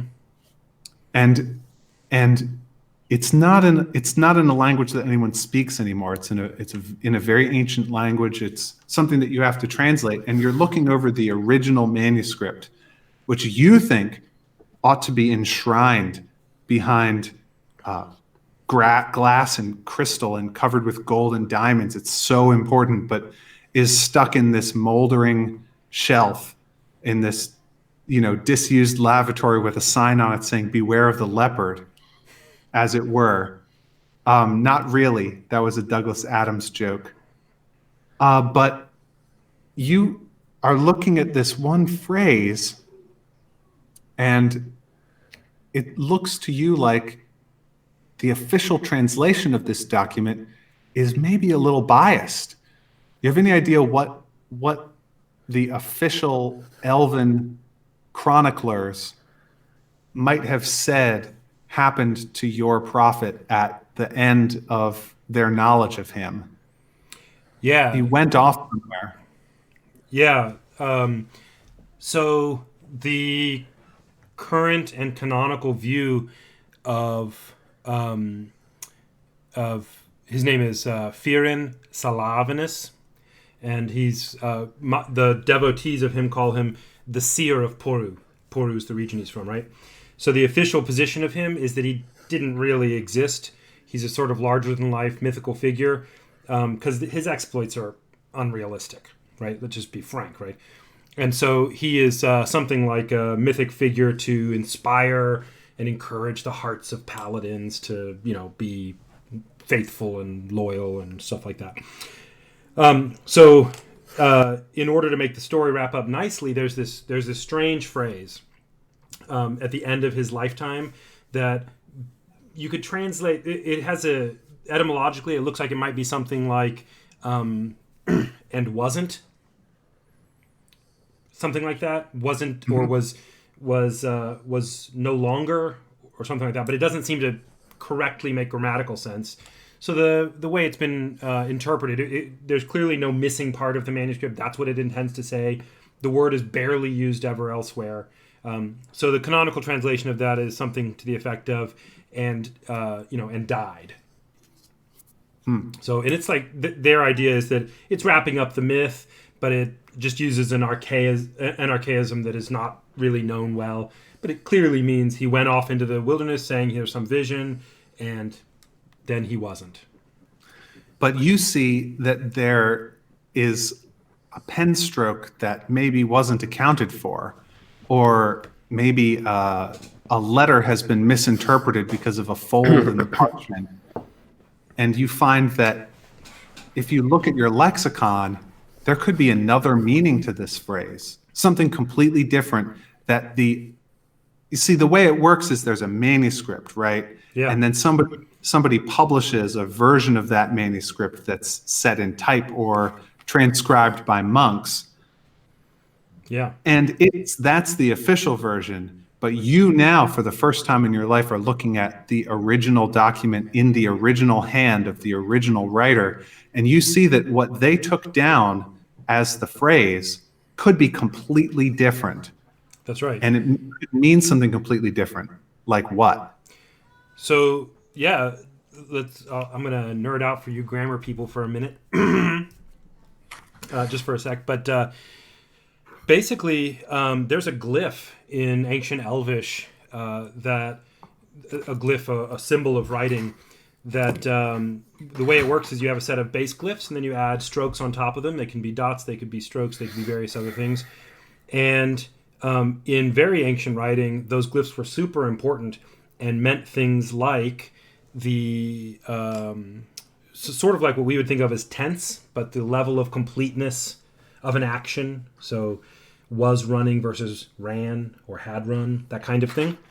And it's an obscure form. And it's an obscure form that means intermittent action, right? So it means not an action that is completed, not an action that's ongoing, but rather an action that it stops and starts and stops and starts. And it's just a way they kind of rendered that. And it looks like to Watherin, he had to work on this a lot because what would that mean? But it looks like it's a really weird intermittent version of the verb to be. So wasn't has become something like is and isn't. Sometimes is, sometimes is. There's no translation. There's no good way to translate it. But Watherin is certain that it is definitely not died. It looks more like if he knows that the legend of Firin is that he's going to come back at some point, or he's going to restore something. He doesn't know, it's unclear what that means, but this really looks to him like it says something to the effect of maybe that Firin is in some kind of magical stasis or asleep or in another plane. Who knows? But there's this definite in and out of his to be. So that one piece of the puzzle, once that clicks, the Tetris blocks start to fall and start to vanish one at a time as the machine locks in and the wheels start to turn. And you realize that if this is the case, then there are dozens of other phrases that have to be translated differently. Mm-hmm. And among those phrases in this letter and in the various manuscripts, you find a clear indication that if he's not dead, if it's not that he never existed, there's only one direction that he could have gone, which is west. And so you wrap up whatever your affairs were, and you start off on a journey to the west.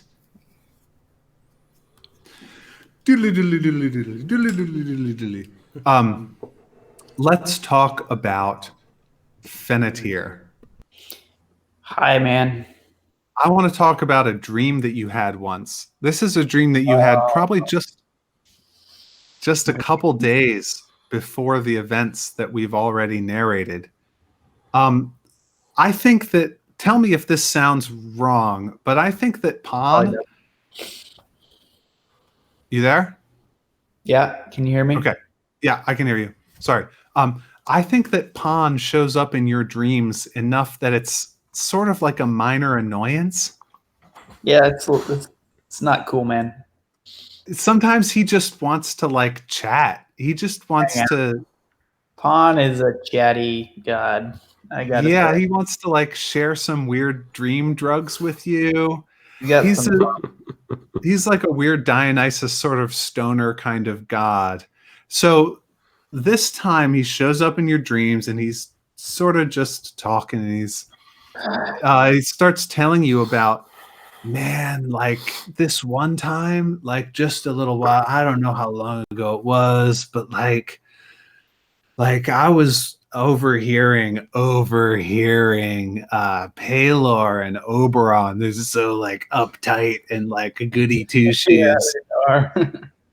talking about like this epic magic artifact that they used to have, but like they totally lost it because there's such like, you know how they are. It's like the most holy book that ever existed, man. It's called the Book of Exalted Deeds. Like, whoa. It sounds kind of uptight itself. That book. Well, you know, it's not like all this stuff you have to do. It's man, it's like it's the stuff that everybody has ever done that was good that's written in this book. And if you have it, it's like you become totally righteous and everybody starts like following you or something. I don't know what it does, but I want to tell you something. And he makes like a conspiratorial gesture. Says, your buddy Pan has ways of finding things that are lost. We'll talk. Things that like even Palor doesn't know anything about. Oh. And so you wake up from this dream and you're holding in your hand a short wooden rod with a picture of a book carved on one end and a string attached to the middle. And when you hold it up by the string, it twists around a little bit, but then it comes to rest with the book pointing in one direction. Like a compass. Like a compass, west and southwest over the cloudy sea. Hopefully that's near old giant Megaster. What's his name? Nebulaster. I was so close. Giant Megaster is real close to Nebulaster. Just remember he's a cloud giant. Okay. I'm gonna be messing that up all campaign.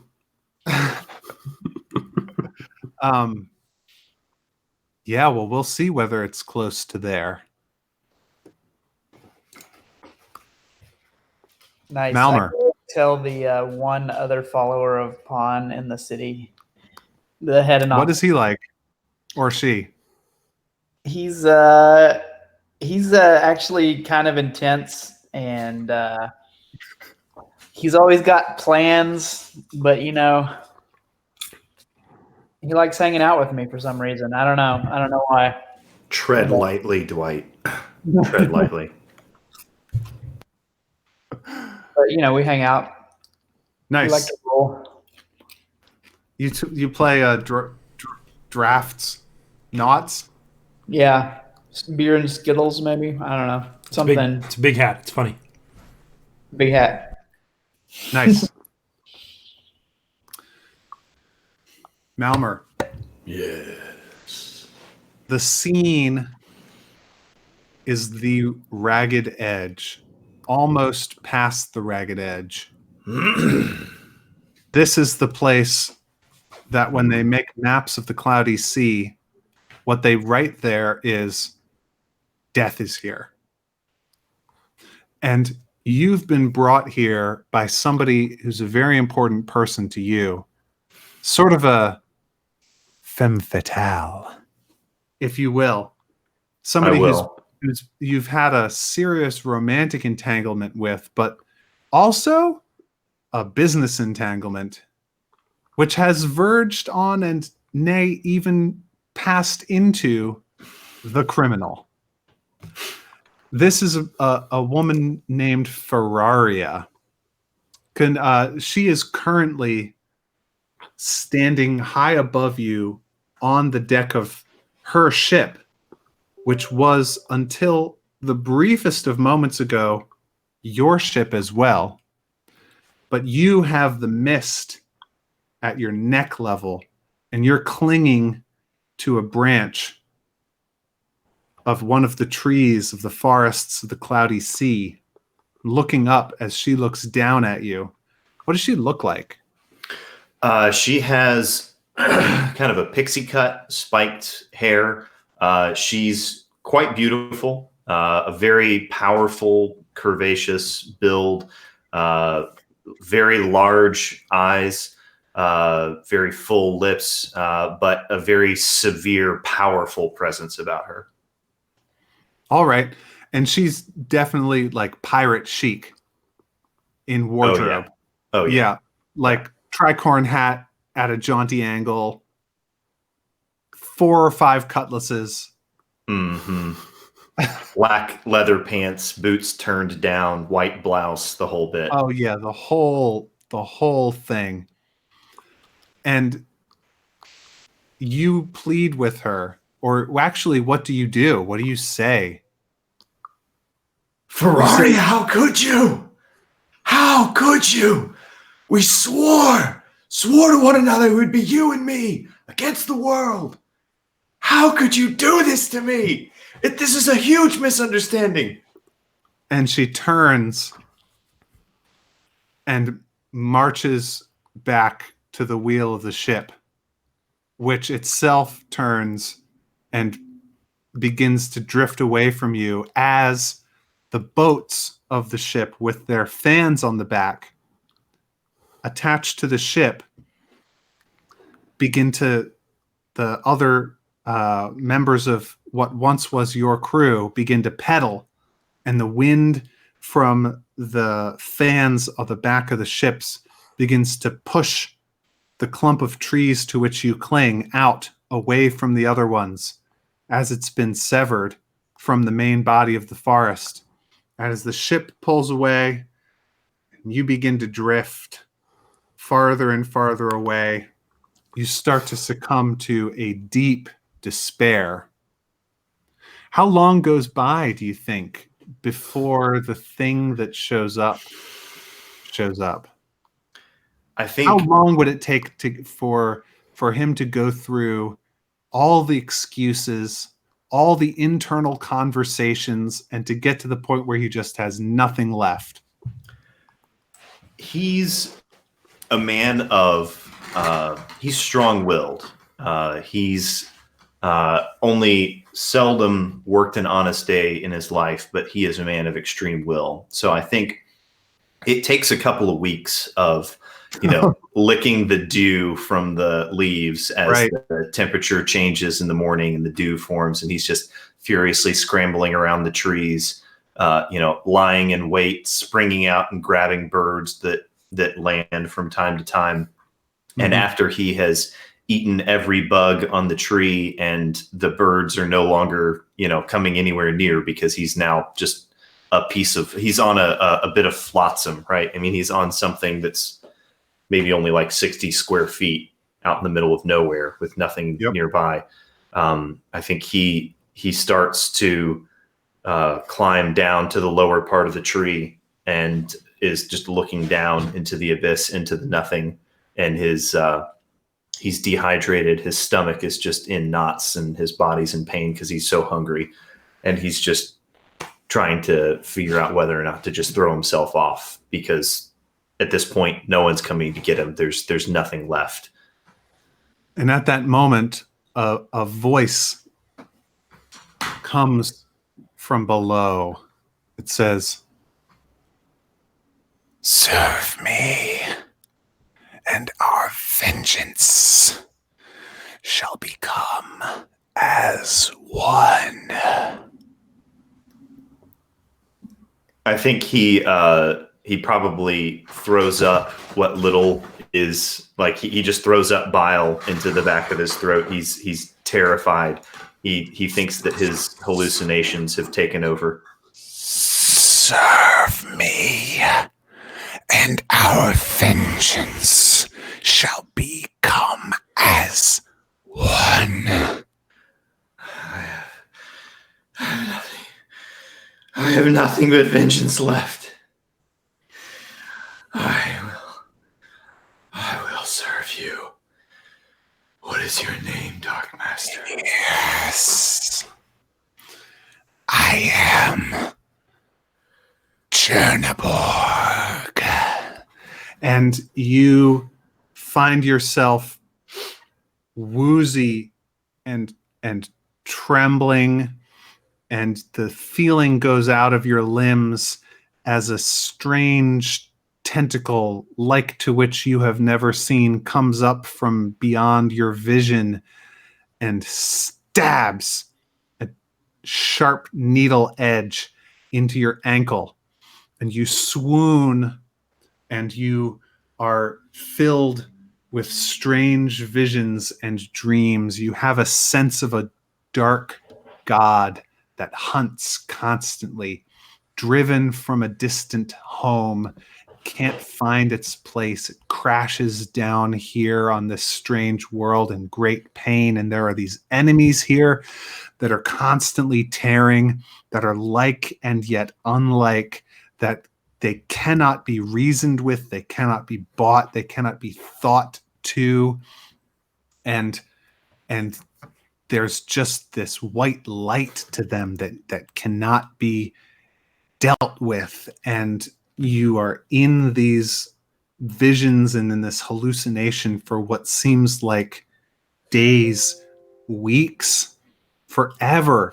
And then finally, eventually, you come to, and there are Aarakocra around you who have been tending to you. You are incredibly far south of where you started. You're come to in Air Mountain. They found you adrift. There's no way you could have gotten from where you were let loose to where you ended up. It's impossible. Right. It would be a week's journey on a fast ship. There's no way you could have drifted there. But from there, you're able to find a Kraken Hunter ship that will take on a poor maroon sailor who's willing to work hard. And work hard, I do. And you make your way back to Three Ways. Your empire crumbled, and a new allegiance with a dark, malign entity having been forged. Morning time. The Fujin is about to sail. I think we don't have a whole lot of time left. So, yes. Sure. I think maybe we'll do this at the beginning of next episode, because I think that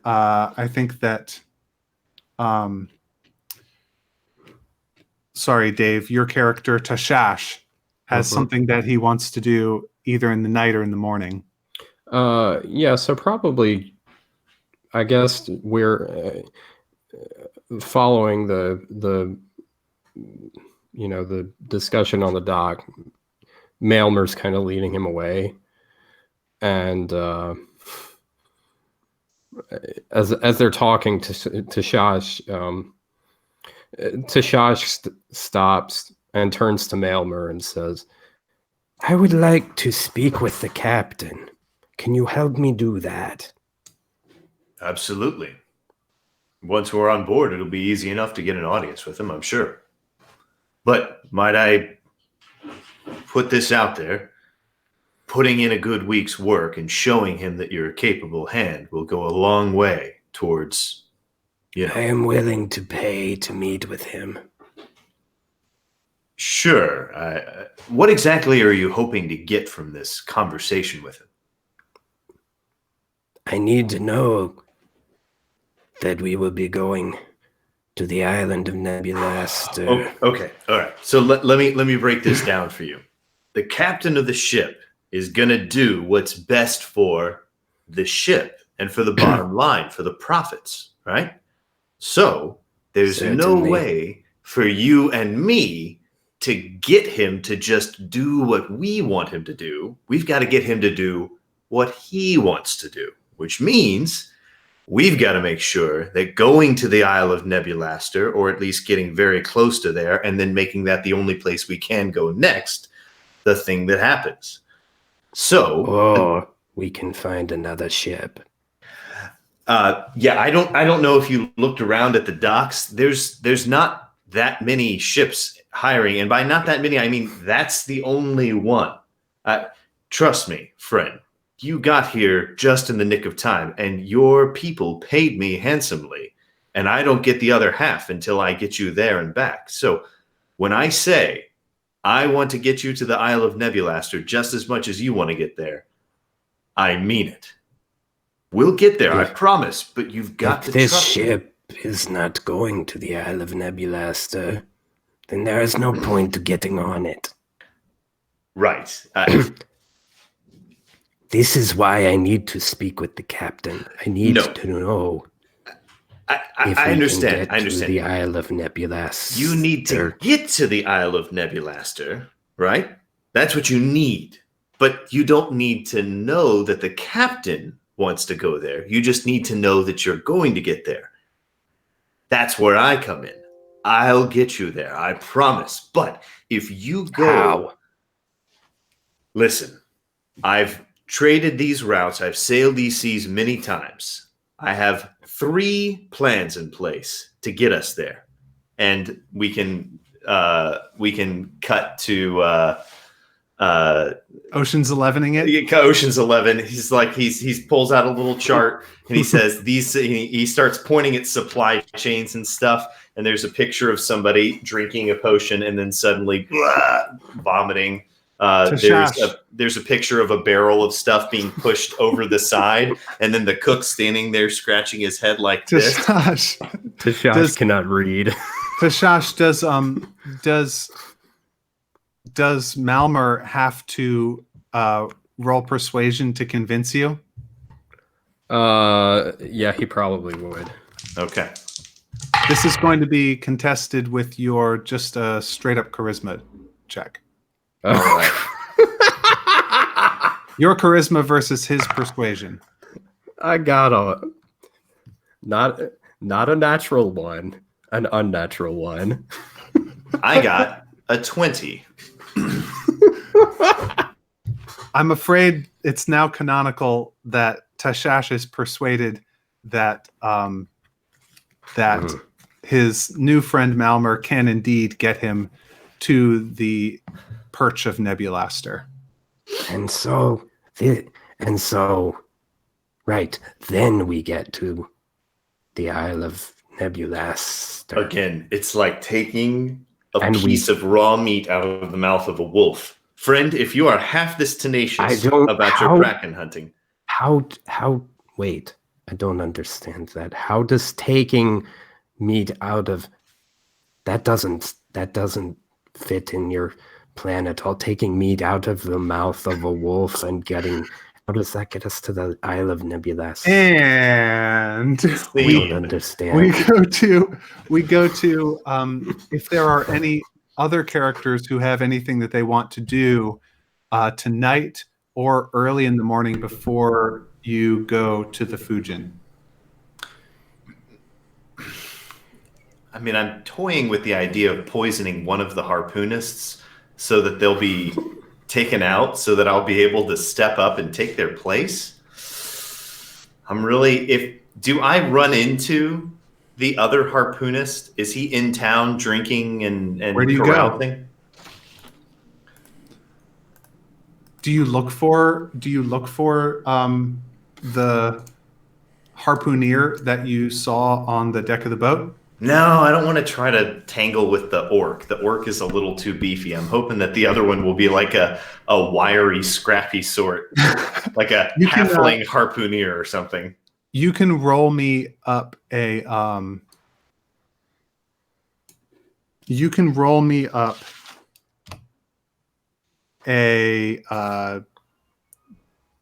what would it be? I guess just do a straight charisma check to see if you can find out, like, just by listening to Scuttlebutt, where 23. Okay. The other the other person who's been hired as a harpooner on board the Fujin is an Aarakocra named Kalurk. Kalurk. Interesting. And do I manage to figure out where Kalurk is staying tonight? Quick question, Josh. Yeah. Do you want Tashash with you? No.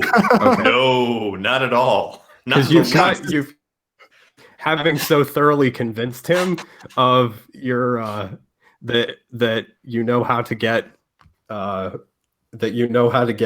the Isle of Nebulaster. If you told him to come with you, he would.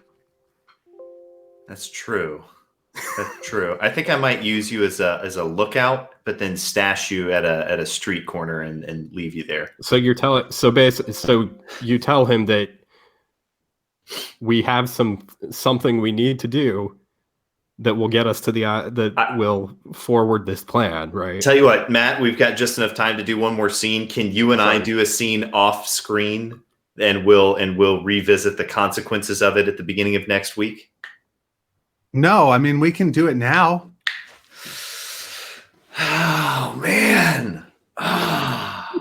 If you or Moral I mean, dilemma. we can also do it at the beginning of next episode, because we are getting near the end of our time for this episode. And if you think No. I definitely want to take care of this now. Okay. So I think he disguises himself to look like just some other rando or whatever. And he is going to try to ask around to see if he can buy some poison. So can I make a check to try to find a fence who can sell me some poison tonight? Does Tashash know you're looking for poison? No. Okay. Poison. That's interesting. So much poison, but you wouldn't say it. It's true. Nope. Well, I don't know. I think Malmer is going to. Hey, okay, no. Make a perception check to see if you notice that Tashash has tons of poison. Well, no, he wouldn't. I mean, like, okay, Tashash keeps that stuff secret. He right, doesn't. but still, he's not. I mean, dumb. I did roll an 18 plus 3 is a 21 perception about Tashash and poison. I think it's a little bit harder than that even. I think you'd have to roll because lizard people are very strange and foreign, and you've never seen them before. So yeah, but do I notice that he's got goo sticking off the tips of some of his javelins? No, he doesn't. He keeps this stuff secure. Okay, he knows what he's dealing with. And Tashash doesn't like tell him or anything. Okay, so you can make me a just a charisma check. Make me a now that charisma I've used check. up all my good rolls. That's still not bad. 17.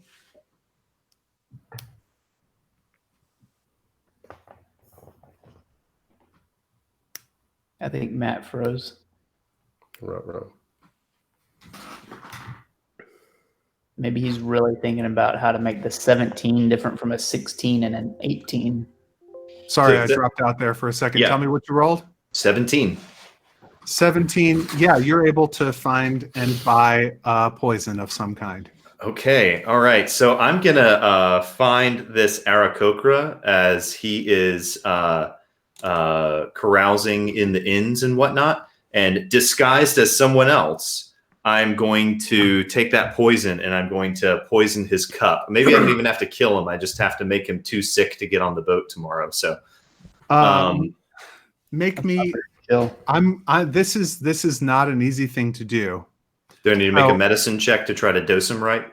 I want you to make me first a sleight of hand check. Okay. This is to approach. Second, I need another sleight of hand check to administer the poison. Third, I need a medicine check. Okay. So the approach is bad. It's real bad. And I think he's probably going to chicken out, and he's going to run back into the bathroom, and he's going to have the Godfather scene where he's got the gun from underneath the toilet, and he's sitting there, and his throat his heart is pounding in his throat, and he's like, and at this point, this is probably out of his moral depth. He probably hasn't done something quite this. He hasn't poisoned somebody to take their job. Although he's telling himself, hey, he's not my crewmate yet. It doesn't violate the code. Okay. So you're trying to approach again? Yeah, I'm trying to approach. Yeah. When so you what come do I out need to the make? second time, what was your first approach roll? It was a 1. Okay. When you come out the second time, the Aarakocra is gone. No. Curses. Okay. I He's think not there. He's gonna has gone elsewhere. he's gonna change his form and go outside and go look for him. He's gonna change appearance again. You don't find him. Oh man, rats! I spooked him. All right, I think Malmer maintains the illusion and goes into another inn and goes back into the bathroom, changes appearance, goes to another building, changes appearance again in a back room, and then leaves from a different one to try to cover his tracks. Any other things? Any other things anybody wants to do in 3 ways before you set sail in the morning? I'm good. All right. Well, in that case, thank you for. Sorry, Sir Robert, were you saying anything? Doesn't matter. Waitherin's excited, can't sleep well, and he's going to get to the dock several hours early. Remember that, because we'll need it to set the scene. Man, chill out. I'm sorry? I said, man, chill out. Yeah. We're going to need that to set the scene. Next Monday, 7:30, twitch.tv/the Starfall Collective, where we will be streaming episode 2 of season 2 of the Starfall Collective, King of the Cloudy Sea. Thank you for watching. Thank you for spending some time with us. This has been a lot of fun. Remember, failure is beautiful too. Amen, brother.